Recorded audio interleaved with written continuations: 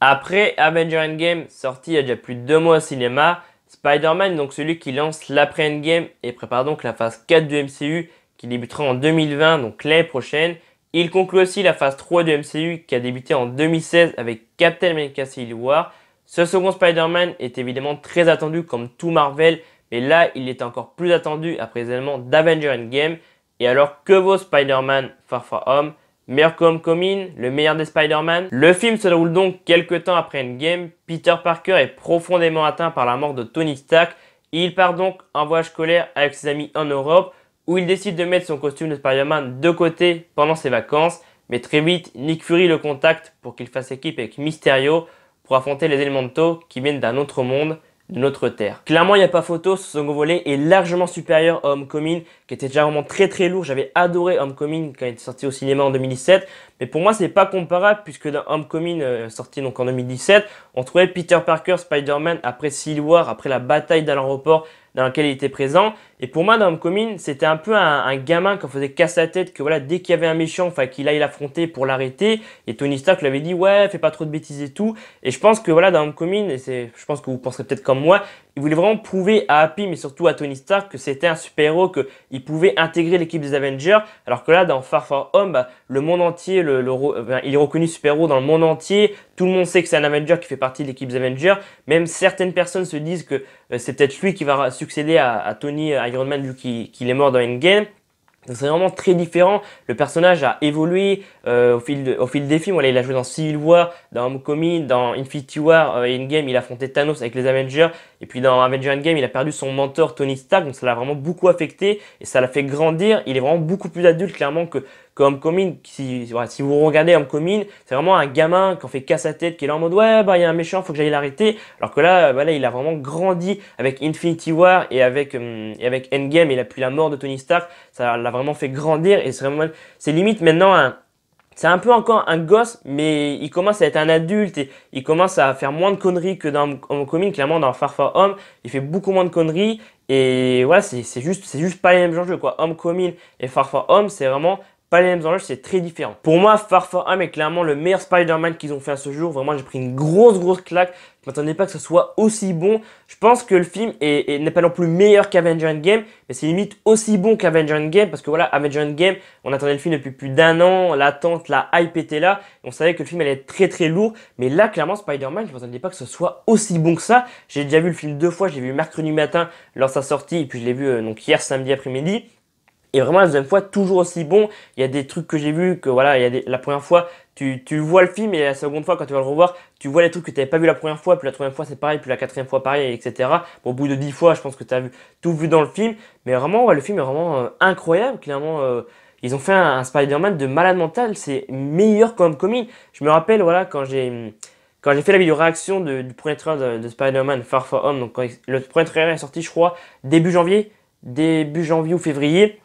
Vraiment, j'étais choqué, j'étais en mode ça va être très lourd. Et puis quand le second trailer est sorti après Avengers Endgame, parce qu'à la base il devait sortir, je crois que j'avais déjà parlé dans une des vidéos, il devait sortir avant Avengers Endgame, mais comme ça teasait la mort de Tony Stark, bah, il voulait pas nous teaser la mort de Tony Stark avant la sortie d'Avengers Endgame. Bah, quand j'ai vu le second trailer, j'étais en mode ça parle de la mort de Tony Stark et tout, et ça me donne, enfin vraiment le trailer était complètement fou, encore plus fou que le premier. Et ouais, vraiment, c'est une grosse claque, clairement. Je suis encore choqué, je suis en train de repenser à certaines scènes du film et c'est juste un truc de malade mental. Alors là, je préfère le dire parce que j'ai pas envie, voilà, si certains n'ont pas encore vu le film, j'ai pas envie que vous faites spoiler Spider-Man Far From Home parce que vraiment après voilà, après Avengers et tout, c'est un film qui est quand même assez important qui est en train de préparer la phase 4 du MCU, ouais, il conclut la phase 3 du MCU. Donc on est dans une partie spoiler. Ouais, depuis quelques secondes, j'ai mis un petit énoncé, un petit mot où il est écrit spoiler juste en haut. Pendant plusieurs minutes, j'ai spoilé le film parce que je suis obligé à chaque fois que je critique, je donne mon avis sur un Marvel, je suis obligé de spoiler. Il y a tellement de trucs à dire et voilà, je prends l'exemple de Dark Phoenix dernièrement, de Avengers Endgame et tout. J'ai fait des vidéos je crois, Avengers Endgame elle dure 42 minutes et X-Men elle dure 32. Là, ça se trouve, cette là, elle va durer encore 30 minutes. Mais j'aime bien, voilà, en ce moment, faire pour les critiques Marvel, pour les autres films, j'essaie de faire assez court. Mais pour les critiques Marvel, j'aime bien parler pendant 30 minutes et tout. Je trouve ça vraiment cool, quoi. J'aime bien, quoi. C'est vrai qu'il y a quelques temps, j'avais dit, ouais, les critiques Marvel, dureront 12 minutes maximum, puis d'autres dureront 5-6 minutes. Mais c'est vrai que Avengers Endgame, j'ai duré 42 minutes et Dark Souls, le jour, j'ai parlé. Et au final, la vidéo durait 34 minutes, je crois, un truc comme ça.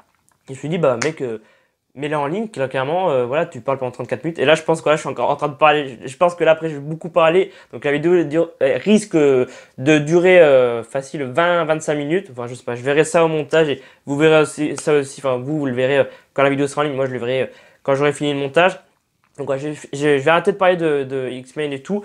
Je vais un peu parler du début du film pour commencer. Au début du film, on a comme à chaque fois le logo Marvel Studios qui apparaît. Sauf qu'à ce moment-là, on a la musique de Whitney Houston qui est en fond. Et à ce moment-là, je me suis dit pourquoi il y a la musique de Whitney Houston. Et là, d'un coup, il y a écrit à leur mémoire, je crois, ou enfin hommage, nous les oublions plus. Enfin, je sais plus trop ce qu'il y a écrit. Et d'un coup, il y a la photo de Tony Stark, de Captain, de Natasha Romanoff et de Vision qui apparaissent. Donc c'est pour leur porter hommage. Alors les trois premiers, donc Tony, Captain et Natasha sont morts dans Endgame et Vision, lui, il est mort dans Infinity War. Et donc, il porte hommage. Et en fait, il porte hommage aux Avengers. Et on se rend compte que en fait, c'est les lycéens qui ont fait ce montage. Et sur moi, j'ai trouvé ça plutôt drôle avec la musique et tout. Et le montage est un peu pourri, on peut dire. Et je trouvais ça vraiment assez drôle, mais aussi assez triste sur le moment. Et ouais, vraiment, c'est plutôt une bonne idée. Sur le coup, je me suis dit, c'est vraiment Marvel Studios, tu sais, qui fait le truc. Et en fait, c'est des lycéens qui ont fait le montage. C'est plutôt drôle sur le moment. Le film, qu'on a pu voir aussi dans le trailer, il porte vraiment hommage à Tony Stark. Vraiment, on voit Tony Stark pas mal de fois dans le film. À un moment donné, on le voit. Alors, on le voit combien de fois? Enfin, on le voit pas dans le film, mais on le voit peint sur des murs. Quand Peter Parker, à un moment donné, arrive à l'aéroport, il y a un grand écran et on voit Peter Parker. On voit Tony Stark sur l'écran géant. Il y a aussi, à un moment donné, on le voit sur un mur encore de pain. On le voit deux fois, je crois. On le voit à un moment donné sur un grand mur comme on a le trailer. Et après sur un petit mur avec des bougies comme on a le trailer aussi. Et aussi, il y a un moment donné où il y a des dessins de Tony Stark au début du film. Après, voilà, le petit hommage par les lycéens. Il y a Peter Parker qui parle à Ned. Et derrière, en fond, on voit, c'est assez flou, mais il y a pas mal de dessins d'Iron Man accrochés au mur. Donc voilà, le film est vraiment... c'est un bel hommage qu'ils font à Tony Stark dans le film. Et il y a vraiment beaucoup de clins d'œil aussi à Iron Man. Vers la fin du film, il y a Peter Parker il y a Peter qui construit son costume et avec la musique d'ACDC en fond et vraiment ça donne des frissons quoi. Vraiment, rien que de reparler ça me donne des frissons parce que voilà ACDC c'était la première musique dans Iron Man puis Iron Man il construisait son costume aussi dans le tout premier Iron Man et là de voir Peter construire son costume de Spider-Man avec la musique AC/DC ça t'as l'impression de voir Tony quoi et c'est ce qu'ils ont voulu donner comme image. Et je me demande vraiment, enfin j'espère vraiment que c'est lui qui va prendre la relève de Tony. Après le souci c'est que il est quand même assez jeune et tout et après voilà il a quand même mûri et tout comme je disais avant il est quand même plus mature que dans Homecoming. Mais c'est vrai que j'espère vraiment que c'est lui qui va prendre la relève parce que là ce qu'ils ont fait dans Far From Home de faire des clins d'œil qui construisent son costume et tout, il est vraiment à fond dedans. En plus il est là, bon ajoute-moi tel objet. Donc c'est vraiment très cool ce qu'ils ont fait ce petit clin d'œil à Tony Stark quand Peter construit son costume. Vraiment ça fait vraiment quelque chose quand tu es fan du MCU depuis le tout premier Iron Man de voir Peter construire son costume comme Tony, ce qu'il a fait dans le premier Iron Man, c'est juste incroyable. Moi, j'avais des étoiles plein les yeux, j'étais vraiment hyper content. Et j'étais là en mode, mais franchement, c'est sûr et certain, c'est lui qui va remplacer Tony Stark, c'est lui qui va lui succéder. Je veux dire, qui pourrait remplacer Tony Stark à part Peter Parker, à part Spider-Man? Peut-être Doctor Strange peut-être. Mais je vois mal le Black Panther, Captain Marvel, Wanda, ou quelqu'un d'autre, ou Captain Marvel. J'ai les Captain Marvel, Wanda, Black Panther, ou je sais pas, y a qui d'autre qui reste? Ou par exemple, ou Thor, ou Nebula, tu vois, remplacer Tony. Pour moi, ça doit être Spider-Man parce qu'il est jeune et il a enfin voilà, c'est pour ça que Tony Stark l'a formé. Si depuis Civil War, il est dans le MCU, c'est pas fait exprès. Marvel, ils savent ce qu'ils font, ils savent ce qu'ils font dans le MCU et s'ils l'ont mis en place depuis Civil War en 2016. Après, ils ont fait Homecoming, puis ils l'ont mis dans Infinity War Endgame. Ils savent, je pense, depuis pas mal de temps que c'est lui qui va succéder à Tony Stark. Et je pense que dans la phase 4 du MCU, parce que là c'était la phase 3, parce que à la base ce nouveau Spider-Man devait commencer la phase 4. Finalement, il y a quelques temps, le patron de Marvel a dit que voilà, ce sera le dernier film de la phase 3. Je pense que dans la phase 4, on va le voir beaucoup Spider-Man.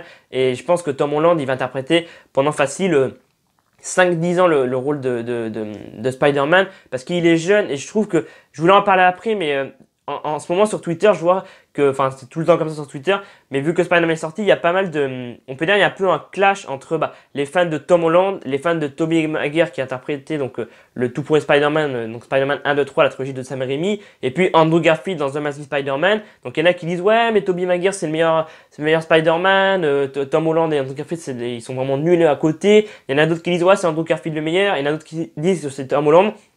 Pour moi, le meilleur, c'est clairement Tom Holland. Il est jeune, il apporte de la fraîcheur au personnage. Et pour moi, ce rôle de Spider-Man a été fait pour lui. Même Stan Lee l'a dit avant qu'il meure et tout. Il avait dit il y a quelques années, Tom Holland est pour moi le meilleur Spider-Man et tout. Donc clairement, même Stan Lee l'a dit. Mais voilà, après, je respecte la décision de ceux qui disent que Andrew Garfield et Tobey Maguire, c'est pour le meilleur Spider-Man, parce que voilà, c'est vrai que Tobey Maguire, c'est le premier à avoir interprété le personnage de Spider-Man au cinéma, donc je comprends que certains préfèrent Tobey Maguire à Tom Holland ou Andrew Garfield, mais pour moi, clairement, je dis pas que, pour moi, voilà, Tobey Maguire et Andrew Garfield ont très bien interprété le rôle de Spider-Man, mais pour moi, Tom Holland, il apporte de la fraîcheur, comme j'ai dit avant, il est jeune, et vraiment, il fait vraiment beaucoup rire, et pour moi, c'est vraiment le meilleur Spider-Man, ce rôle a été fait pour lui et le roi vraiment continué pendant beaucoup d'années. Je me rappelle, je m'éloigne un peu de ce que je disais et tout par rapport à Tony Stark, mais je me rappelle quand Tom Holland a été annoncé dans Captain America Civil War, j'étais au lycée et je parlais avec un qui était au lycée aussi. Et il était aussi fan de Spider-Man. Il me disait non, c'est Andrew Garfield qui va continuer. Et moi, j'ai vu que Tom Holland, à nouveau, allait interpréter Spider-Man. Et je connaissais pas trop cet acteur. Et quand je l'ai découvert dans Civil War et tout, vraiment, j'ai adoré. Il m'a fait exploser de rire. Et puis après, j'ai découvert dans Homecoming et puis dans Infinity War et tout. Vraiment, c'est vraiment un acteur que j'aime beaucoup. Et pour moi, il interprète vraiment super bien le rôle de Spider-Man. Il le confirme encore une fois dans Far From Home. Dans Civil War, il était vraiment excellent. Dans Homecoming aussi, dans Infinity War et Endgame, il est vraiment énorme. Et là, dans Far From Home, il montre encore une fois qu'il interprète vraiment à merveille le rôle de Spider-Man de Peter Parker. Donc j'espère vraiment qu'il va continuer longtemps, que pendant limite 10 ans, comme ce qu'a fait Robert Downey Jr. avec Iron Man, il va continuer pendant au moins 10 ans de la MCU. Et vraiment, ouais, j'ai hâte de voir la phase 4. Dans ce nouveau Spider-Man, je reviens un peu à ce que je disais par rapport à Tony Stark juste avant. On a aussi des clins d'œil à d'autres Avengers. Vraiment, on a énormément de clins d'œil aux Avengers. Et je pense que voilà, j'ai vu le film que 2 fois, mais je pense que si je vais le revoir une troisième fois, il y a encore des clins d'œil que je vais remarquer. Et je pense que si vous êtes fan du MCU, vous allez les remarquer. Mais c'est en fait à la fin du film, on a un clin d'œil donc à Captain America et Thor. C'est lors de l'affrontement final entre Spider-Man et Mysterio. Donc Spider-Man est en train d'affronter Mysterio à Londres sur le pont. Et il y a en fait un panneau par terre qui met à son bras gauche. Et à droite, il prend une des pièces du drone. Alors les drones, je vais en reparler dans quelques secondes parce que c'est par rapport au plan de Mysterio. Et donc on a un plan sur Spider-Man. Et donc à gauche, il a un panneau qui fait penser un peu à Captain America. Et à droite, il a une des pièces du drone qui tient vraiment par le fil. Mais t'as l'impression qu'il va le jeter vraiment. Ça fait vraiment penser à Captain America et Thor dans Avengers Endgame. Donc c'est vraiment très cool, leur fait tous ces clins d'œil. Et puis voilà, il y a aussi j'en ai remarqué quelques-uns, mais je pense que j'en ai lu pas aussi quelques-uns. À un moment donné, c'est aussi vers la fin du film, il y a Happy, Ned, MJ et Flash qui sont en train de se faire poursuivre par les drones de Mysterio. Ils sont dans un musée et il y a Happy qui prend un bouclier, il le jette sur le drone et il dit mais comment il fait Captain America, et c'est vraiment hyper drôle, vraiment c'est vraiment à mourir de rire, ça fait du bien après vraiment Avengers Endgame qui était vraiment très triste après le sacrifice de Tony Stark, voilà Captain America qui est vraiment vieux, qui est sur le point de mourir, vraiment ils nous font bien rire avec tous ces clins d'œil aux Avengers et tout, et je pense que si je vais le revoir une troisième fois, peut-être que vous, voilà, si en commentaire vous avez vu le film et que vous avez remarqué d'autres clins d'œil aux Avengers, bah dis-moi tout ça en commentaire. Et vraiment, je trouve que ils ont vraiment bien joué Marvel là, parce qu'ils nous font bien rire, ils nous font un peu oublier Avengers Endgame, voilà, avec tous ces clins d'œil aux Avengers, c'est vraiment très drôle. Donc ouais, vraiment, j'ai bien aimé tous les clins d'œil qu'ils ont fait là, Marvel Studios. Il y a quelques trucs qui m'ont surpris dans le film, comme par exemple le fait que Mysterio soit méchant. Je m'y attendais un petit peu parce que j'ai vu sur Twitter, sur internet, pas mal de gens dire que Mysterio dans les comics il est méchant, mais je me demandais mais comment ça se fait que dans le trailer on le voit hyper gentil avec Nick Fury, avec Spider-Man, que clairement il fait équipe avec Spider-Man. Je me suis dit c'est pas possible qu'il soit méchant, et je me demandais mais comment il va faire pour devenir méchant. Et en fait, à un moment donné dans le film, il se passe un truc, et en fait j'avais totalement tort, j'étais parti dans un délire, mais vraiment c'était n'importe quoi. À un moment donné, il y a Spider-Man et donc Mysterio qui affrontent un des élémentaux, donc le feu, et à un moment donné ils peuvent plus le battre parce que en fait cet élémento absorbe du métal, et plus il absorbe du métal, plus il grandit, et à un moment donné il est tellement grand qu'ils peuvent plus le battre. Et là Mysterio dit à Spider-Man je suis content de t'avoir reconnu. Donc à ce moment-là je me suis dit ok, donc le mec se sacrifie, il fonce sur l'élémento, il le traverse, et donc l'élémento meurt. Et je me dis, bon, bah, Mysterio aussi, il est clairement décédé, il est mort, quoi. Et en fait, pas du tout, il est par terre, Mysterio, donc Spider-Man va le voir, et il dit, réveillez-vous, réveillez-vous.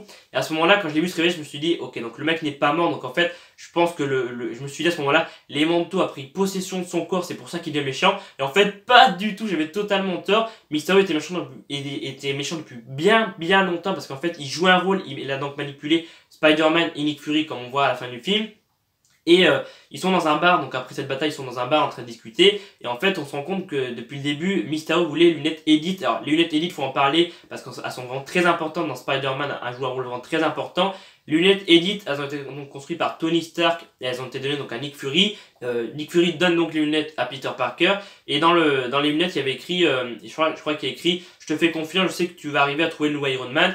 Et Peter Parker et vraiment Spider-Man est sûr et certain que Mysterio est le nouveau Iron Man. Et en fait, il va être totalement tort. Il sort du bar et là, Mysterio, on se rend compte que clairement, il est méchant, qu'il voulait ses lunettes Eddie depuis très longtemps. Parce qu'en fait, c'est un peu lui qui a conçu ces lunettes. Enfin, le programme qui attend d'illusion et tout, c'est clairement lui qui les a un peu construite parce qu'on se rend compte qu'il met son plan, il l'a en tête depuis plus de 7 ans, depuis Civil War. On voit en fait à un moment donné Civil War, donc quand Tony Stark montrait comment ça s'appelle l'intelligence artificielle dans Civil War qui montrait, on voyait ses parents et tout. On voit cette scène et on voit donc Mysterio en fond. Bon, évidemment, si tu regardes Civil War, je pense qu'il est pas présent. Jack Gyllenhaal, putain, j'ai pas prononcé son nom. Et du coup, on voit Jack Gyllenhaal qui est derrière en fond et il est un peu déçu. Donc Mysterio de ce qu'a fait Tony de sa technologie et donc il est content d'avoir ses lunettes et clairement moi je m'attendais pas du tout à ça. Je pensais vraiment que c'était il devenait méchant à cause d'un des élémentaux et en fait pas du tout, c'est vraiment des grosses conneries. Et aussi un deuxième truc, voilà, une deuxième chose qui m'a vraiment énormément déçu dans Spider-Man Far From Home, c'est que notre ère, on parlait de multivers, que voilà, Quentin Beck, Mysterio venait d'un autre multivers, d'une autre terre, que les élémentaux étaient venus sur Terre du coup, parce que voilà, c'est assez compliqué à comprendre, j'avais pas tout compris sur le moment. Mais en fait, c'était grosse connerie, le multivers n'existe pas dans Spider-Man Far From Home, parce que bah, Mysterio racontait des grosses conneries, clairement, il jouait un rôle, il a manipulé Nick Fury et Spider-Man. Et clairement, bah Marvel nous ont menti sur ce coup, c'est pas la première fois qu'ils nous mentent, mais clairement ils nous ont bien berni, ils étaient là en mode ouais allez voir Spider-Man, il y a le multivers, et je trouve ça dommage parce que je pense qu'avec le multivers, vraiment le multivers c'est clairement un truc qui me passionne, multivers d'autres terres, voilà, imagine-toi je sais pas sur une autre terre, t'es agriculteur, sur une autre terre, voilà, enfin vraiment c'est vraiment un truc qui me passionne, ça dans Flash ils en parlent et tout, et ah bah je prends l'exemple de Flash, tu vois, dans Flash, le multivers, il y a un flash de différent, tu vois, c'est vraiment le flash de l'autre terre, de la Terre 2 par exemple, est différent de la Terre, et lui, c'est différent de celui de la Terre 1, celui de la Terre 145 qui est différent de celui de la Terre 1050, toi vraiment c'est un truc qui me passionne, et je pense qu'il y aurait vraiment eu moyen de faire un truc bien avec ce multivers. Alors peut-être que vraiment ce multivers existe, mais je trouve que là pour Spider-Man j'ai peut-être pas tout compris, mais clairement dans Spider-Man le multivers n'est pas présent, et clairement c'est vraiment très très dommage. Je trouve que là Marvel sont bien foutus de notre gueule, ils étaient déjà foutus de notre gueule dernièrement et tout, depuis quelques années ils se foutent bien de notre gueule, et là ils sont encore foutus de notre gueule encore une fois, donc clairement c'est dommage d'avoir teasé un multivers et tout, et au final bah, dans Spider-Man il y a pas trop de multivers, clairement c'est très très dommage. Et il y a aussi une troisième chose qui m'a un peu surpris et aussi beaucoup déçu, c'est que dans le trailer, on voyait deux scènes. On voyait à un moment donné Spider-Man se battre avec des mafieux, enfin voilà, il essaie d'arrêter des mecs, et il y avait la police qui arrivait, il disait, les flics disaient, est-ce que c'est vous qui allez remplacer Tony Stark Iron Man? Il dit non, je vous laisse faire le job, moi je pars en vacances, et cette scène n'est pas présente dans le film, et clairement c'est dommage, parce que je trouve que cette scène, dans le trailer, elle était grave bien, et ça me donnait grave envie de voir cette scène. Et elle est pas présente dans le film, c'est dommage. Je vais un peu parler de Mysterio, j'en ai déjà parlé un peu tout à l'heure dans les vidéos, mais pour moi déjà de 1 il est hyper bien fait. À ce que j'ai vu un peu les avis sur internet, les fans sont plutôt contents parce qu'il est très fidèle, très similaire au comics. À ce que j'ai compris dans les comics, il est exactement pareil. Donc Mysterio, Quentin Beck utilise des drones pour tromper les gens, pour faire des illusions d'optique. Donc dans le film, il manipule Spider-Man, donc Peter Parker et Nick Fury. Et puis à la fin, il se rend compte que finalement le mec a raconté des grosses conneries. Donc Spider-Man affronte Mysterio, enfin comme on voit dans le film et tout. Je vais pas non plus trop spoiler le film, même si on est dans la partie spoiler, vous verrez ça en allant voir le film. Et donc il utilise des drones pour faire des illusions d'optique, et là dans le film il utilise donc les élémentaux, et à ce que j'ai compris les élémentaux il les a déjà affrontés, ou je sais pas si vraiment les élémentaux existent dans Spider-Man, je sais pas, peut-être que c'est des trucs qu'il a créé vu que c'est des illusions d'optique et tout, et je trouve ça vraiment très cool parce que En vrai, tu te dis qu'ils utilisent des drones, et dans la vraie vie, nous on a des drones maintenant, alors pas des drones aussi sophistiqués que dans Spider-Man, vraiment les drones sont vraiment très gros, c'est des gros trucs, nous on a juste des tout petits drones de rien du tout et tout. Mais c'est juste incroyable quand même que la technologie qu'il y a dans Spider-Man, nous on l'a en vrai, enfin on n'a pas la même technologie, mais on a quand même des drones dans la vraie vie, donc j'ai trouvé ça assez stylé. Clairement les isones optiques sont juste incroyables, elles sont hyper bien faites. Clairement il y a des moments donnés, bah vu qu'il y a pas mal d'isones optiques dans le film, des moments donnés, je sais pas si c'est vrai ou si c'est faux, des moments donnés j'étais là en mode, est-ce que ça serait pas une isone optique? À un moment donné, voilà, il y a une sorte d'isone optique où il y a Spider-Man qui est avec Mysterio, et Mysterio se fait tirer dans le dos par Nick Fury. En fait, c'était une zone optique, Nick Fury est joué par Mysterio, enfin vraiment, c'est vraiment un truc de dingue, une zone optique, vraiment, ils ont fait un travail de dingue, et c'est vraiment, il utilise, voilà, à un moment donné, on le voit dans une sorte de, comment dire, de pièce où il est en train de préparer son prochain combat avec Spider-Man, avec les ondes optiques et tout, et clairement ça fait un peu penser au cinéma ce qu'ils font actuellement, ils se mettent voilà, dans une pièce, n'importe quelle pièce, ils mettent un fond vert derrière et tout, ils font des trucs et tout, et clairement je trouve ça hyper stylé clairement dans Spider-Man Far Far Home. Les scènes d'action sont aussi incroyables, il y en a deux que j'ai vraiment beaucoup aimé, que j'ai adoré. La première c'est quand Peter est avec ses camarades de classe dans le bus, ils sont en Autriche, et en fait il est avec lunettes Edith, et il veut éliminer un de ses camarades parce qu'il s'est passé un truc, donc il y a un drone qui part de l'espace, qui arrive au niveau du bus, et là il y a Peter qui saute du bus en mode ralenti, qui lance des toiles comme ça, et je trouve ça vraiment hyper stylé. Sur le coup, sur le moment j'étais là, waouh c'est trop stylé mon gars, il rentre dans le bus et personne s'en est aperçu, le mec il est tout décoiffé, et vraiment j'étais mort de rire à ce moment là. Et la seconde scène c'est à la fin du film quand Spider-Man affronte Mysterio, et en fait il y a ils sont en Mysterio met une illusion optique et Spider-Man se concentre et là il détruit les drones alors que c'est une illusion optique. En fait il voit pas les drones, il les détruit tous, il est là, il balance le drone sur l'autre, j'étais là mais c'est quoi ce bordel, j'ai pété un câble, j'étais en train de péter un câble et je l'ai vu 2 fois et clairement la deuxième fois toujours aussi bon, j'étais mais le mec il est trop fort, il se concentre comme ça, allez la petite antenne et là tu le vois courir et tout, il prend le drone, il le jette sur l'autre et après il y a Mysterio qui est une illusion optique, enfin vraiment c'est un truc de malade mental cette scène, vraiment clairement c'est une des meilleures du film pour moi, vraiment j'ai halluciné quand j'ai vu cette scène. Maintenant, je vais parler des scènes post-génériques, donc clairement, si vous n'avez toujours pas vu Spider-Man Far From Home et que vous voulez pas vous faire spoiler, quittez la vidéo maintenant ou passez au petit timecode que j'ai mis ici, parce que vraiment, les scènes sont très importantes pour le futur du MCU et j'ai pas envie de vous spoiler le film. Donc j'espère que vous êtes bien partis parce que maintenant, je vais spoiler dans quelques secondes. Donc la première scène post-générique pour commencer, on a donc Spider-Man, voilà, après... un peu avant les scènes post-génériques, on a Spider-Man qui sautait de l'immeuble en immeuble avec MJ, il la pose par terre. Et là, il y a un flash info d'un coup à la télé, enfin, sur le mur à New York, tout ce que voilà, là-bas c'est sur les murs et tout. Et là, il y a Mysterio qui dévoile l'identité de Spider-Man. Il dit Spider-Man et Peter Parker. Et en fait, il retourne un peu, parce qu'il a fait un peu une illusion d'optique avant de mourir. Et on entend Peter Parker dire, enfin Spider-Man dire, ouais, vas-y, achevez-les, tuez-les et tout. Et il retourne donc, voilà, il montre que Spider-Man est méchant alors que pas du tout. Et donc le monde entier va connaître l'identité de Peter Parker dans le proche, enfin de Spider-Man plutôt. Ils savent que c'est Peter Parker. Et clairement, donc dans Spider-Man 3 et tout le futur du MCU, le monde entier va savoir qui est Spider-Man. Et clairement, moi ce que j'ai hâte de voir, c'est la réaction de Flash, donc, qui joue dans Spider-Man Homecoming et Spider-Man Far From Home. Parce que dans Homecoming, il se foutait un peu de la gueule de Peter Parker. Et là, dans Far From Home, un peu moins, mais il se foutait quand même un peu de sa gueule. Et clairement, j'ai hâte de voir la réaction. Je pense que quand j'imagine déjà devant sa télé en mode genre c'est Peter Parker Spider-Man, c'est un truc de... Enfin vraiment j'ai hâte de voir sa réaction et je pense que ouais, la phase 4 là va être très très lourde avec la... Bah vu que le monde entier sait que c'est Peter Parker Spider-Man, ah putain ça va être très lourd. Clairement quand j'ai vu cette scène j'étais là, je dis non, il va pas faire ça. Tu sais, ils t'ont fait croire qu'il allait le dire, enfin, parce qu'en fait Mysterio il est là en mode...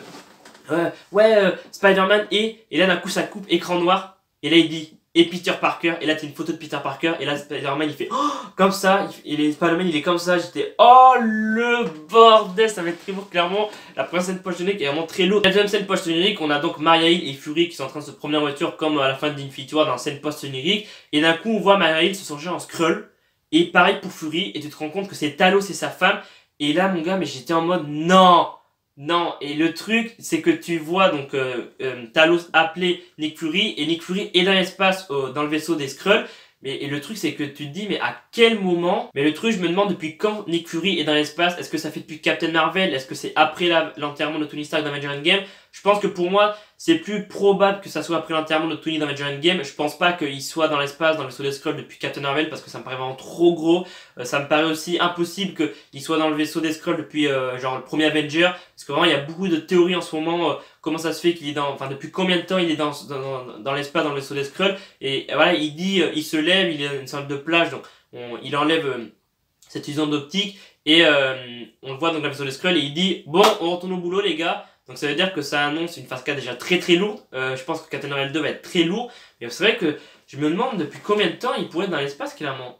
Je pense clairement que c'est juste après l'enterrement d'Avengers Endgame. Et à ce que j'ai vu, il y a pas mal d'articles qui disent que Talos et sa femme ont juste pris la place de Nick Fury et Maria Hill pour Avengers Endgame, pour Spider-Man Far From Home. Donc clairement c'est très bizarre clairement. De toute façon j'étais sûr et certain qu'on les reverrait, Talos et sa femme, j'étais sûr. Je me suis dit après Captain Marvel c'est impossible qu'il n'y a pas un Skrull ou deux qui sont restés sur Terre. Et au final, quand j'ai vu Maria Hill changer de visage en mode Skrull, je dis mais sa peau elle devient verte. Et quand j'ai vu Talos, j'ai fait oh trop cool Talos, parce que Talos c'est un personnage que j'ai aimé, vraiment j'ai adoré dans Captain Marvel, et de le revoir c'est vraiment cool. Donc j'espère qu'ils vont continuer à être dans la phase 4 du MCU, parce que j'adore les Skrulls. Apparemment les Skrulls dans les comics, ils sont pas gentils, ils sont méchants, mais là dans le MCU ils sont gentils. Donc la phase 4 va être clairement très très lourde je pense. Attendez-vous on peut s'attendre clairement à de gros films pour la phase 4. Je pense que la phase 4 va être encore meilleure que les 3 premières phases. La phase 1, 2, 3 était clairement très lourde. Mais là, le futur de MCU, oh là là, ça va être juste incroyable. Pour finir sur Spider-Man Far From Home, visuellement c'est hyper bien fait. C'est clairement un des meilleurs films du MCU, clairement le meilleur Spider-Man. Je dirais pas que c'est meilleur qu'Avengers Endgame, comme je dis avant en début de vidéo. C'est clairement aussi bon qu'Avengers Endgame. Bon, Avengers Endgame, clairement, c'est le meilleur film du MCU. Mais si je devrais faire un classement, je dirais que Spider-Man est clairement dans le top 5 des meilleurs films du MCU pour moi. Limite, il est limite au pied du podium parce que je pensais pas qu'il serait aussi lourd, comme j'ai dit tout à l'heure en début de vidéo. Je m'attendais à un film meilleur comme Comic, parce que c'était pas les mêmes enjeux comme Comic, comme j'ai dit aussi tout à l'heure. Mais ouais, vraiment, le film est vraiment à mourir de rire. J'ai beaucoup aimé la relation. Il y a plusieurs couples dans Spider-Man Far From Home. Il y a le couple Ned Betty qui se crée dans l'avion. Clairement, les deux m'ont fait mourir. De toute façon, Ned, j'adore ce personnage depuis Homecoming. Et clairement, les deux, là, ils m'ont fait mourir de rire. Il y a aussi la relation Happy et MJ. Clairement, c'est un truc qu'on voyait un peu dans le trailer. Et c'est vraiment très drôle. À la fin, Peter est là. Est-ce que vous sortez ensemble? Et il s'embrouille un peu partout. Oui, non, c'est juste un flirt d'été. Mais qui va peut-être aller plus loin. C'est vraiment très drôle. Et puis, évidemment, il y a le couple Peter Parker et MJ. Clairement, qui font un bon couple, Zendaya et Tom Holland. Mais apparemment, dans la vraie vie, ils sont en couple aussi, à ce que j'ai vu. Je sais pas si c'est vrai, mais apparemment, ils seraient en couple dans la vraie vie. Donc, c'est assez drôle, ces couples qui se créent dans Spider-Man Far From Home. Puis la BO est complètement dingue. Clairement, la BO, c'est un truc de malade mental. Dès le début, avec Whitney Houston et tout, il te met d'être dans l'ambiance, c'est assez drôle et tout. Puis toute la BO, clairement, dans le film est juste incroyable. Donc, ouais, vraiment, pour moi, le meilleur Spider-Man. Mais ouais, clairement, Spider-Man est est juste incroyable, les costumes sont incroyables, il a un costume noir pour pas se faire reconnaître en Europe parce que il veut pas se faire reconnaître par ses caméras de casse et tout, et du coup il appelle Spider Monkey, voilà. Ned à un moment donné il dit quoi, comment il s'appelle et tout, il dit Spider Monkey, du coup en Europe il l'appelle Spider Monkey et tout, mais c'est vraiment à mourir de rire. Les costumes sont magnifiques, le costume noir, le costume comme on voit sur le poster, rouge et noir, normalement il est bleu, normalement c'est du bleu à la place du noir, et clairement les costumes sont hyper stylés. Et j'avais oublié de le dire, mais il y a aussi l'apparition de J.K. Simmons en JJJ qui avait déjà été dans la première trilogie Spider-Man. Quand il y a le flash info sur l'identité de Peter Parker, enfin de Spider-Man qui est révélé, il dit ouais, il est en train de parler et tout, clairement. Et dans la salle, ça a un peu réagi. J'étais vraiment, c'est stylé de voir, enfin c'est classe quoi de le voir revenir après tant d'années et tout. Donc ouais, vraiment complètement dingue Spider-Man. Puis les deux scènes post-unit, mais oh mon dieu mon gars, mais j'ai pété un câble. La première, quand ils ont révélé l'identité de Spider-Man, j'étais vraiment oh non, moi je m'attendais vraiment à un truc du genre, c'est lui qui allait révéler son identité comme a fait Tony Stark et ouais, il allait dire je suis Spider-Man et tout, et au final ils l'ont pas fait. Il révèle quand même son identité, mais j'aurais trouvé ça mieux que ça soit lui-même qui révèle son identité en mode je suis Spider-Man. Tu vois, ça aurait vraiment claqué. La Bible, le film se finit comme ça, comme Iron Man 1. Vraiment, ça aurait été vraiment très lourd, et ça aurait fait encore un clin d'œil à Tony Stark, et ça aurait vraiment montré, je pense que c'est lui qui remplace Tony Stark. De toute façon, c'est sûr et certain. Je vois mal par exemple Wanda, Black Panther, Captain Marvel remplacer Tony Stark. Je pense que ça va être, enfin personne ne pourra jamais remplacer Tony Stark, mais lui succéder en tant que nouveau, enfin lui qui va gérer la nouvelle team des Avengers quoi. Vraiment j'ai hâte de voir ce qu'ils vont faire dans la phase 4. Maintenant, prochain film Marvel, c'est l'année prochaine au mois de mai, Black Widow. Clairement, il va falloir attendre 10 mois, ça va être très long, 10 mois sur Marvel. Clairement, c'est juste Je crois que ça n'a jamais été aussi long d'attendre à Marvel, donc bon, on va avoir pas mal de films, mais je pense que Spider-Man, je vais le revoir plusieurs fois parce que je vais pas attendre 10 mois avant un nouveau Marvel. Je pense qu'en août et en septembre, s'il y a encore Spider-Man, je vais le revoir au cinéma parce que ça va être très long, clairement. 10 mois sans Marvel. On a eu voilà, le très bon Captain Marvel au mois de mars. Avril, on a eu Avengers Endgame qui a été vraiment excellent et qui a été vraiment très triste avec le sacrifice de Tony Stark. La mort, bah, quoi, Captain America, limite, il est sur le point de mourir quand il est vieux. Donc je pense pas qu'on le reverra. Je pense pas que Chris Evans, on le reverra prochainement d'un film Marvel. Peut-être dans la série Bucky et le Faucon, vu qu'il a donné son bouclier au Faucon. Mais ça aurait été quand même une année incroyable quand même. On a eu le très bon Captain Marvel qui a tout déchiré. Et moi j'étais là en mode ouais, celle qui va déglinguer Thanos dans Avengers Game. Au final, bah, comme je dis dans ma critique, moi j'ai trouvé que clairement a sert quand même un petit peu parce que elle empêche Thanos de claquer du doigt et tout et a détruit le vaisseau de Thanos. Mais je pensais qu'elle aurait un rôle plus important dans Avengers Endgame. Et puis voilà, la fin d'Avengers Endgame magnifique, le film dure 3 heures. Et il est sur le point peut-être de battre Avatar. Les chiffres voilà, ont été dévoilés de ce week-end, vu qu'il y a une ressortie le week-end dernier. Il est à 2,77 milliards. Il est à 15 millions. Il lui manque 15 millions pour battre Avatar. J'espère vraiment qu'il va réussir parce que s'il finit genre 2,78 et qu'il lui manque 5 millions, je pense que là Marvel et Disney vont sortir une nouvelle réédition avec genre 10 minutes en plus encore. J'ai pas vu la nouvelle version d'Avengers Game parce que j'ai pas trouvé de version en VO où il diffusait. Donc bah tant pis, hein, j'attendrai peut-être dans le Blu-ray, peut-être qu'ils mettront ce qu'ils ont mis en plus dans cette réédition. Mais ouais, on a eu quand même une année magnifique et prochain Marvel, Black Widow en mai 2020. J'ai hâte de voir ce film Black Widow. Qu'est-ce que ça va donner, quelle histoire, est-ce que ça va se passer dans le passé, enfin normalement ça va se passer dans le passé et tout, mais voilà, c'est la fin du MCU pour cette année. Rendez-vous maintenant en 2020. Et pour ceux qui se demandent, Stan Lee n'a pas de caméo dans Spider-Man Far From Home, donc son dernier caméo sera donc Avengers Endgame. Il y avait des rumeurs, enfin certains disaient qu'il avait eu le temps de tourner un caméo avant sa mort. Au final, pas du tout, il n'y a pas de caméo de Stan Lee. Je trouve ça dommage, mais après voilà, il n'a pas eu le temps, c'est comme ça. Mais j'aurais trouvé ça vraiment stylé que le dernier caméo de Stan Lee soit dans Spider-Man Far From Home, parce que Spider-Man était clairement un de ses personnages favoris de Marvel. Enfin, c'est lui qui a créé le personnage, c'est clairement un de ses personnages préférés. Il aimait beaucoup Tom Holland dans le rôle de Spider-Man. Pour lui, c'est lui qui interprète le mieux Spider-Man. Peut-être que dans le futur, on aura un nouveau Spider-Man et qu'il interprétera mieux que Tom Holland, mais je pense que ça va être assez difficile. Pour moi clairement, le meilleur, c'est Tom Holland. Après, on a Tobey Maguire, après on a Tommy Maguire, oui, et Andrew Garfield. Clairement, c'est dommage qu'il n'y ait pas de caméo, mais voilà, j'aurais trouvé ça vraiment bien, ça serait vraiment bien terminé, genre son personnage préféré, un dernier caméo avec Tom Holland, genre un petit caméo avec Tom Holland, ça aurait été vraiment stylé, vraiment, ça aurait été vraiment pas mal. Après voilà, il a pas eu le temps, c'est dommage, mais c'est comme ça. Donc le dernier caméo de Stan Lee est donc dans Avengers Endgame. Et je mets donc la note de 18,80 à Spider-Man Far From Home parce que comme je dis plusieurs fois dans cette vidéo, clairement pour moi c'est le meilleur Spider-Man. Tom Holland est encore une fois incroyable, Zendaya aussi, tout le casting incroyable, les effets spéciaux sont incroyables, les illusions d'optique de Mysterio sont juste impressionnantes. Clairement des fois tu vois pas si c'est vrai ou si c'est pas vrai, donc vraiment très très lourd, vraiment. Pour moi, c'est le meilleur Spider-Man. La première trilogie était très bien. La première trilogie de Sam Raimi. The Amazing Spider-Man avec Andrew Garfield, très bien aussi. Mais voilà, Homecoming était déjà très très lourd pour moi. Mais là, clairement, ils sont largement au-dessus. Mais largement au-dessus de Homecoming. Et pour moi, 18,15 sur 20, c'est la note qu'il mérite. Je pense que la vidéo dure facile plus de 30 minutes. Clairement, j'ai énormément parlé encore une fois pour cette critique de Spider-Man. Avengers Endgame, je savais que la critique allait durer plus de 30 minutes parce que j'ai vraiment énormément de choses à dire. Et pour moi, je voulais vraiment faire une vidéo très longue parce que c'était le dernier film. Enfin, c'était vraiment la fin d'une époque avec Avengers Endgame. Et quand j'ai vu le résultat final au montage et que j'ai vu que la vidéo durait 42 minutes, mais j'étais en mode, mais mec, ça dure 20 minutes de plus que celle d'Infinity War. Et puis Dark Phoenix, qui est sorti il n'y a pas longtemps, je comptais faire une critique de genre 10-15 minutes. Et au montage, je me retrouvais avec une vidéo de 32 minutes. Je me suis dit, bah mec, mets-la en ligne. Moi, je parlais. En fait, tu te rends pas compte quand tu parles comme ça. Là, Spider-Man, ça se trouve, je pense que ça va durer. Pour l'instant, je pense que ça va durer 15 minutes. Mais quand je vais faire le montage, la vidéo devrait sortir, je pense, dans la semaine, peut-être mercredi ou jeudi. Je pense que la vidéo va durer au moins 30 minutes parce que j'ai dit vraiment énormément de choses. Après, j'ai peut-être oublié certains trucs, mais je pense que dans l'ensemble, j'ai tout dit. Tom Holland, vraiment, pour moi, ce rôle a été fait pour lui. Et vraiment, il est incroyable dans le rôle de Spider-Man. J'ai un peu oublié de parler de Zendaya. Tu vois, il y a des trucs qui me reviennent. Zendaya, dans Homecoming, j'ai vraiment beaucoup aimé, mais j'ai trouvé qu'elle était un peu shooté au niveau des yeux. Je sais pas, je trouvais qu'au niveau des yeux, elle était un peu fatiguée. Elle jouait un peu le rôle. Enfin, voilà, elle joue bien son rôle, quoi. Elle était un peu en mode blasé, quoi. Voilà, elle était un peu en mode blasé. Là, dans Far From Home, elle est moins blasée. Elle est plus heureuse et tu sens qu'elle veut sortir avec Peter Parker. Donc voilà, j'ai peut-être oublié certains trucs. Mais vraiment, foncez voir Spider-Man Far From Home. Et puis si la vidéo dure 30-32 minutes, bah, comme je dis sur Instagram ou sur Twitter, prenez du popcorn, voilà. Puis regardez cette vidéo. Enfin voilà, si vous voulez, vous êtes pas obligé de la regarder. Mais j'espère en tout cas que si la critique dure très longtemps, bah, ça vous aura plu encore une fois.